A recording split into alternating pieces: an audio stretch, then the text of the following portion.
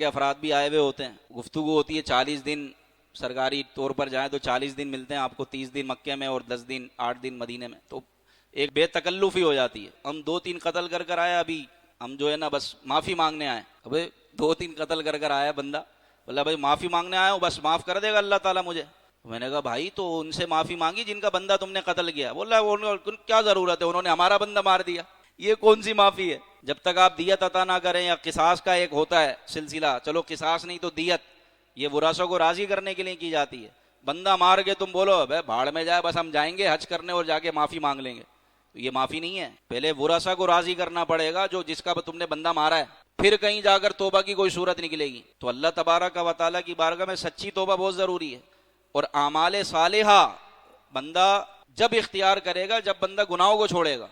بولے میں گناہ بھی کرتا رہوں, میرا سارا معاملہ بھی چلتا رہے اور نیکیاں بھی کرتا رہوں, یہ کیسے قبول ہوں گی نیکیاں؟ حدیث پاک میں آتا ہے کہ سود کا ایک لقمہ کھانے والا ایسا ہے جیسا کہ اس نے اپنی ماں کے ساتھ نکاح کیا. ماں کے ساتھ نکاح ہو سکتا ہے, مطلب زنا کیا. اب یہ کیسے پوسیبل ہے کہ بندہ سود بھی چلتا رہے اور نیک اعمال بھی قبول ہوتے رہیں؟ ممکن ہی نہیں ہے. گناہوں کو چھوڑیں گے تو اعمال صالحہ اللہ کی بارگاہ میں قبول ہوں گے. نیک اعمال کرنا, دوسرا گناہوں کو چھوڑنا, یہ ضروری ہے. گناہوں کو چھوڑنا, پھر بندہ ایمان کی زندگی جیتا ہے اور دنیا سے اپنا ایمان سلامت لے جانے میں کامیاب ہوتا ہے. گناہوں کو چھوڑنا پڑے گا.